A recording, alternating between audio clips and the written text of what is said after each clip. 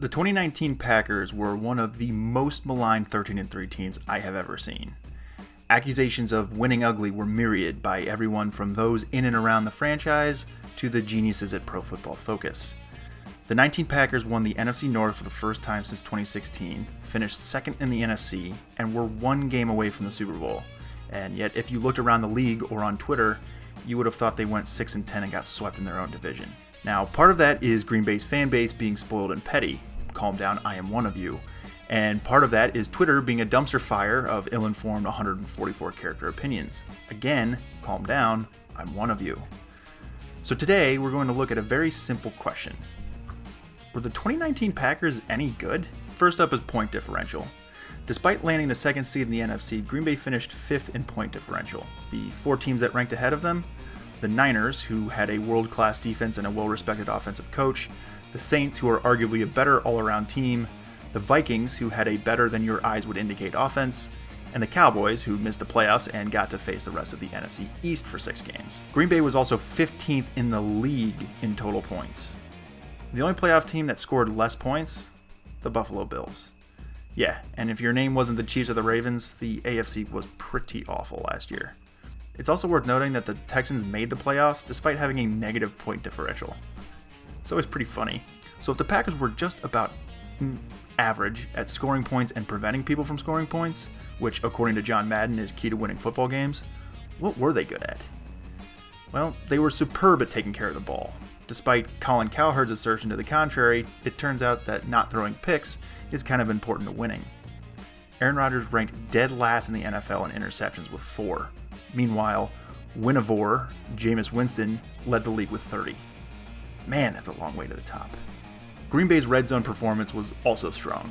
They converted on 64% of their red zone opportunities. They were a far cry from the league leader, the Titans, but they were right in line with the league's elite offenses like the Ravens and were significantly better than the Super Bowl champion Chiefs.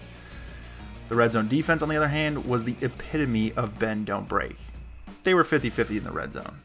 That's better than the Niners, Seahawks, and Saints, and just ahead of, yes, the Super Bowl winning Chiefs. They were still worse than some teams like the Vikings, whom they swept, the Broncos, whom they beat and whom also missed the playoffs, and the Bengals, whom held the number 1 draft pick this year. Where were they bad? Well, they weren't necessarily bad as much as they were just meh at just about everything else. And that's where the 13-3 record turns into the winning ugly category. Passing yards, passing touchdowns, average. Rushing touchdowns, 4th amongst playoff teams. Expected passing points. Amongst playoff teams, they were middle of the pack. Get it? They also didn't blow anyone away, and they didn't really lose by a huge margin. Their entire season had a plus 51 point differential. That's an average of 2.68 per game, including the playoffs. Their 2 worst performances of the year against the Niners were very damning outliers, but if you exclude them, Green Bay's point differential in the season jumps to plus 97 or 5.7 points per game. That makes them a 1-possession margin team. And that could be the most telling stat, actually. This team could have easily seen 5 to 9 of these games flip the other way. That's the difference between 13-3, 8-8, or even 4-12. The other thing that lends credence to the winning ugly narrative is the fact that the 19 Packers did not look like other Packers teams from the 2010s. They didn't have a hot, flashy, high-octane offense. They were a very balanced offensive club. Still, they arguably had a more productive passing game than even their 2010 Super Bowl run. Their passing defense was better than the 2014 team that should have won another Lombardi trophy. We're not going to talk about that now, though. And the rushing game was not a liability for the first time in, like, a decade. Here's the bottom line. The 2019 Packers did win ugly, but that isn't necessarily a knock on them. Ask anyone in the league. At the end of the day, no one gives a shit about anything other than W's.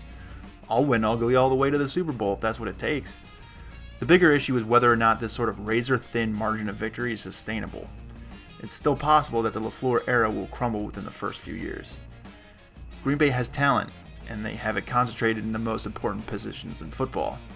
Quarterback, running back, wide receiver, tackle, center, interior defensive line, pass rushers, lockdown perimeter corners. They're a little thin at the inside linebacker spot, but they also have 2 ball-hawking safeties and a future All-Pro in Elton Jenkins. They were good in 19, but these headlines are actually rather justified. They did win ugly, but how you do it doesn't matter. All that matters is that you tally in the win column. Right, Winivore? Hey there. Do you want access to the same data analytics that we use here on the YouTube channel? For just $5 a month, you get unlimited access to customizable dashboards and visuals that are so immersive that even my football-hating wife thinks they're kind of cool. Visit cheddarheadanalytics.com for more information and to check out our free live demo.